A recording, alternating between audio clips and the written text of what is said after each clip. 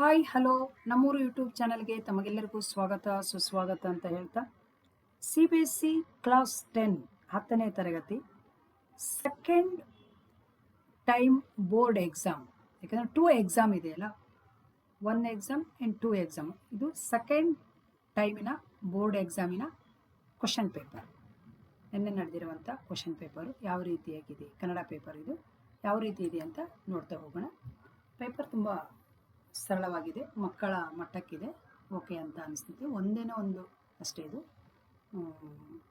Section A ಅಲ್ಲಿ ನಾವು ನೋಡೋದಾದರೆ, ಯಾಕೆಂದರೆ ಸೆಕೆಂಡ್ ಟರ್ಮ್ ಅಂದಾಗ ಇಷ್ಟು ಈಸಿ ಬೇಕಾಗುತ್ತದೆ ಮಕ್ಕಳಿಗೆ.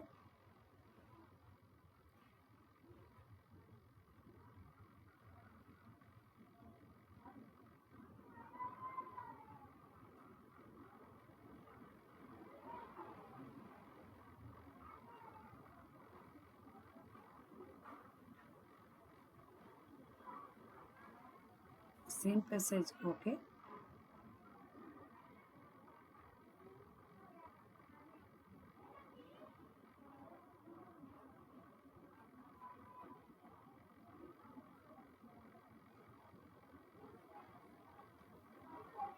ಸೀನ್ ಪೋಯಮ್ ಕೂಡ ಓಕೆ, ಸೀನ್ ಪ್ಯಾಸೇಜ್ ಕೂಡ ಓಕೆ.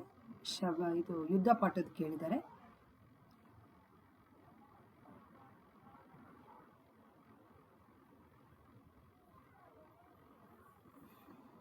ಯಾಕಂದರೆ ಮಕ್ಕಳುಗಳು ಹೆಚ್ಚು ಅಂಕ ಗಳಿಸ್ಲಿಕ್ಕೋಸ್ಕರನೇ 2ನೇ ಸಲ ಎಕ್ಸಾಮ್ ಕಂಡಕ್ಟ್ ಮಾಡ್ತಾರೆ. ಹಾಗಾಗಿ ಅವರ ಒಂದು ಮಟ್ಟಕ್ಕೆ ಇರಬೇಕಾಗುತ್ತದೆ. ಇದು ಸೀನ್ ಪೋಯಮ್ ಸಂಕಲ್ಪ ಗೀತೆ ಕೇಳಿದ್ದಾರೆ. ಓಕೆ, ಇಷ್ಟು ಸರಳವಾಗಿದ್ದರೆ ಸಾಕು. ಯಾಕಂದರೆ ಬೇರೆ ಟೈಮಲ್ಲಾದರೆ ಇದು 250 ಪದಗಳಿಗಿಂತ ಜಾಸ್ತಿ ಮೀರಬಾರ್ದು ಅಂತ ಇದೆ. ಬಟ್ ಈಗ ಓಕೆ, ಇದು ಮಕ್ಕಳ ಮಟ್ಟಕ್ಕಿದೆ. ಮತ್ತು ಪ್ರಶ್ನೆಗಳು ಕೂಡ ಅಲ್ಲಿರುವಂಥ ಎಲ್ಲ ಪ್ರಶ್ನೆಗಳನ್ನೇ ಕೇಳಿದ್ದಾರೆ. ಹಾಗಾಗಿ ಮಕ್ಕಳು ಬರೆದಿರ್ತಾರೆ. ಇನ್ನು ಸೆಕ್ಷನ್ ಬಿ ಅಲ್ಲಿ ವ್ಯಾಕರಣ ನೋಡೋದಾದರೆ, ಇಲ್ಲಿ ಒಂದು ಮಿಸ್ಟೇಕ್ ಮಾಡಿದ್ದಾರೆ ಅಷ್ಟೇ. ಬೆಂಬತ್ತು ಆದೇಶ ಸಂಧಿ, ನಿಂತಿದ್ದನು ಲೋಪ ಸಂಧಿ, ಜ್ಞಾನೇಶ್ವರ ಗುಣಸಂಧಿ, ಏಕೈಕ ವೃದ್ಧಿ ಸಂಧಿ. ಇಲ್ಲಿ ಆಪ್ಷನ್ಸ್ನಲ್ಲಿ ಇಲ್ಲಿ 3 ಬರಬೇಕಿತ್ತು, 4 ಬಂದಿದೆ. ಒಂದು ಮಿಸ್ಟೇಕ್ ಆಗಿದೆ, ಆಪ್ಷನ್ಸ್ ಬಿ ಆಗಿರುತ್ತದೆ. ಇದು 4 ಬರಬೇಕಿತ್ತು, ಅಲ್ಲಿ 3 ಮಾಡಿದ್ದಾರೆ. ಹೀಗೆ ಏನಾದರೂ ಒಂದು ಮಿಸ್ಟೇಕ್ ಆಗೇ ಆಗಿರುತ್ತದೆ ನಮ್ಮ ಕನ್ನಡದಲ್ಲಿ. ಅದು ಸರ್ವಸಾಮಾನ್ಯ, ನಮ್ಮದು ಕನ್ನಡದ ವಿಶೇಷತೆ ಅದು. ಅದು ಬಿಟ್ಟರೆ ಓಕೆ. ತಪಸ್ವಿ ಪ್ರಸಾದ, ಇದು ಕೂಡ ಈ ಪದಗಳನ್ನು ತದ್ಭವ ರೂಪದಲ್ಲಿ ಬರೆಯಿರಿ, ಅದು ಕ್ರಮವಾಗಿ ಬರೆಯಿರಿ ಅಂತ ಕೇಳಬೇಕಿತ್ತು, ಬಟ್ ಕೇಳಲಿಲ್ಲ. ತಪಸ್ವಿ ಪ್ರಸಾದ ಆಪ್ಷನ್ ಸಿ ಇರುತ್ತದೆ. ಇಲ್ಲಿನೂ ಅಷ್ಟೇ, ಇದು ಕರೆಕ್ಟಾಗಿದೆ. ಇದು ಸಮಾಸ ಪದಗಳನ್ನು ಹೊಂದಿಸಿ ಬರೆಯಿರಿ. ಗಿರಿ, ವನ, ದುರ್ಗ, ದ್ವಂದ್ವ, ಹೊಗೆದೋರು, ಕ್ರಿಯಾ ಸಮಾಸ, ಮೆಲ್ವಾತು, ಕರ್ಮಧಾರೆಯ ಸಮಾಸ, ಮುಖವುದು, ದ್ವಿಗು ಸಮಾಸ. ಇಲ್ಲಿ ಆಪ್ಷನ್ಸ್ ಡಿ ಇರುತ್ತದೆ. ಮಕ್ಕಳ ಮಟ್ಟಕ್ಕೆ ಇದೆ. ಬಿಟ್ಟು ಬಿಡದೆ ರಪರಪನೆ ಸುರಿದ ಮಳೆಯಿಂದ ಕೆರೆ ಕಟ್ಟೆಗಳು ತುಂಬಿದವು. ಇಲ್ಲಿ ಅನುಕರಣ, ಇಲ್ಲಿ ರಪರಪನೆ ಆಪ್ಷನ್ಸ್ ಬಿ ಆಗಿರುತ್ತದೆ. ಉರ್ವಿ ಅಂತ ಕೇಳಿದರೆ ಆ ಪದಗಳ ಅರ್ಥ ಭೂಮಿ, ಆಪ್ಷನ್ಸ್ ಎ ಭೂಮಿ. ತಾವು ಯಾವ ಊರಿನವರೆಂದಾಗ ಅವರು ತಾವು ಮೈಸೂರಿನವರೆಂದರು. ಇಲ್ಲಿರುವ ಆತ್ಮಾರ್ಥಕ ಸರ್ವನಾಮ ಇಲ್ಲಿ ತಾವು. ಅವನ ಅಣ್ಣಂದಿರು ದೊಡ್ಡ ದೊಡ್ಡ ಹುದ್ದೆಗಳಲ್ಲಿ ಇದ್ದಾರೆ. ಪ್ರಥಮ ವಿಭಕ್ತಿಯಿಂದ ಕೂಡಿರುವ ಪದ ಇಲ್ಲಿ ಅಣ್ಣಂದಿರು. ಸುಂದರ ವಿಗ್ರಹವನ್ನು ಕೆತ್ತಲು 3 ಶಿಲ್ಪಿಗಳು 6 ತಿಂಗಳ ತೆಗೆದುಕೊಂಡರು. ಇಲ್ಲಿರುವ ಸಂಖ್ಯೆಯ ವಾಚಕ ಯಾವುದು ಅಂತ ಕೇಳಿದರೆ 3. ಆ ರಾಜನ ಆಸ್ಥಾನವನ್ನು ಹಲವು ಮಂದಿ ವಿದ್ವಾಂಸರು ಅಲಂಕರಿಸಿದ್ದರು. ಇಲ್ಲಿರುವ ಅನ್ವರ್ಥಕ ನಾಮ ವಿದ್ವಾಂಸ.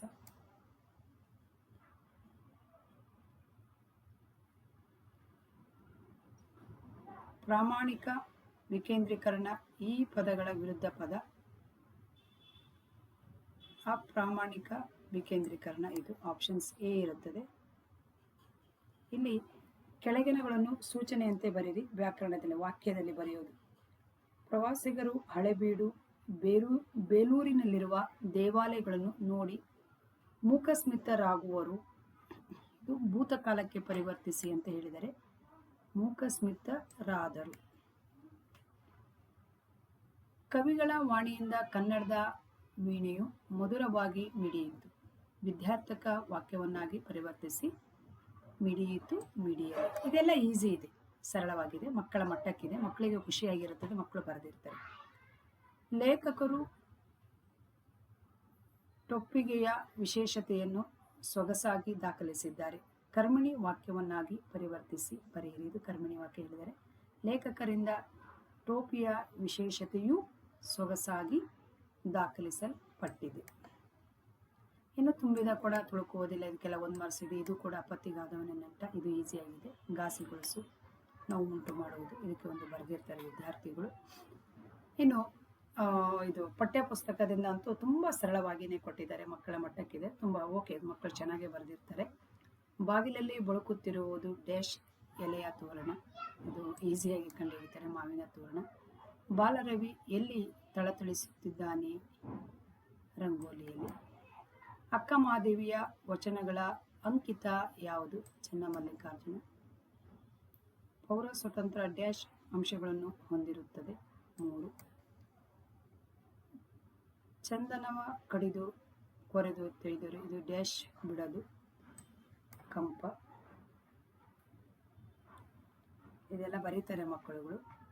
ಇನ್ನು ಪತ್ರನೂ ಕೂಡ ತುಂಬ ಇದೆ, ಈಸಿಯಾಗಿ ಕೇಳಿದರೆ. ಪರಿಸರ ದಿನಾಚರಣೆ ಮಕ್ಕಳಿಗೆ ಸ್ವಲ್ಪ ಗೊತ್ತಿರುತ್ತದೆ, ಪರಿಸರದ ದಿನಾಚರಣೆ ಬಗ್ಗೆ ಅವರು ಪತ್ರ ಬರೀತಾರೆ ಅರಣ್ಯ ಅಧಿಕಾರಿಗೆ.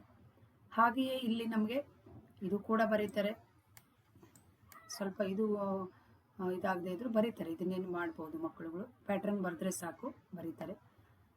ಆಮೇಲೆ ಬೇಂದ್ರೆ ಅವರ ಬಗ್ಗೆ ವರದಿಯನ್ನು ಕೇಳಿದ್ದಾರೆ, ಅಲ್ಲಿ ಕೂಡ ಅದನ್ನು ಮಾಡ್ಬೋದು ಅಂತ ಅಂದ್ಕೊಂಡಿದ್ದೀನಿ. ಇನ್ನು ಪ್ರಬಂಧ ಅಂತೂ ಪಾಠದಿಂದನೇ ಕೇಳಿದ್ದಾರೆ, ಪಠ್ಯ ಪುಸ್ತಕದಿಂದನೇ ಕೇಳಿದ್ದಾರೆ, ಅದನ್ನು ಕೂಡ ಬರೆದಿರ್ತಾರೆ. ಇನ್ನು ಸೆಕ್ಷನ್ ಡಿಯಲ್ಲಿ ಪಠ್ಯಗಳ ಅಧ್ಯಯನ 28 ಮಾರ್ಕ್ಸಿಗೆ, ಇದು ಕೂಡ ಇಲ್ಲಿಂದನೇ ಕೇಳಬೇಕಾಗುತ್ತದೆ, ಅನಿವಾರ್ಯ, ಏನು ಮಾಡಲಿಕ್ಕಾಗಲ್ಲ, ಈಸಿಯಾಗಿ ಇದ್ದಾವೆ, ಕೇಳಿದ್ದಾರೆ ಅಂತ ಅಂದ್ಕೊಳ್ಳೋಣ. ಎಲ್ಲಿನೂ ಮಿಸ್ಟೇಕ್ ಏನಿಲ್ಲ. ಕ್ವಶನ್ ಪೇಪರು ತುಂಬ ಸರಳವಾಗಿ ಮಕ್ಕಳ 2ನೇ ಹಂತದ ಮಟ್ಟಕ್ಕೆ ಕರೆಕ್ಟ್ ಆಗಿದೆ. 8 ವಾಕ್ಯದಲ್ಲಿ ಅಷ್ಟೇ. ಪದ್ಯ ಗದ್ಯದಿಂದನೂ ಕೂಡ ಸರಿಯಾಗಿದೆ. ಗದ್ಯನೂ ಓಕೆ, ಪದ್ಯನೂ ಓಕೆ, ಇದನ್ನೆಲ್ಲ ಮಕ್ಕಳುಗಳು ಆರಾಮ್ಸೆಯಾಗಿ ಬರೆದಿರ್ತಾರೆ. ಯಾಕಂದರೆ 2ನೇ ಟೈಮಲ್ಲಿ ಮಕ್ಕಳುಗಳು ಇಂಪ್ರೂವ್ಮೆಂಟ್ ಟೆಸ್ಟ್ ಅಂದರೆ ಮಾರ್ಕ್ಸನ್ನು ಜಾಸ್ತಿ ಮಾಡ್ಕೊಳ್ಳೋಕ್ಕೋಸ್ಕರನೇ ಮಕ್ಕಳು ಈ ಪರೀಕ್ಷೆಯನ್ನು ತೆಗೆದುಕೊಂಡಿರ್ತಾರೆ. ಹಾಗೆ ಇಂಪ್ರೂವ್ಮೆಂಟ್ ಆಗಬೇಕು ಅನ್ನೋದಕ್ಕಾಗಿ ಓಕೆ, ಅವರ ತಕ್ಕಾಗಿ, ಅವರ ಲೆವೆಲಿಗೆ ತಕ್ಕಾಗಿ ಈ ಒಂದು ಪ್ರಶ್ನೆ ಪತ್ರಿಕೆ ರಚಿತವಾಗಿದೆ, ಸೊಗಸಾಗಿದೆ, ತುಂಬ ಸರಳವಾಗಿದೆ.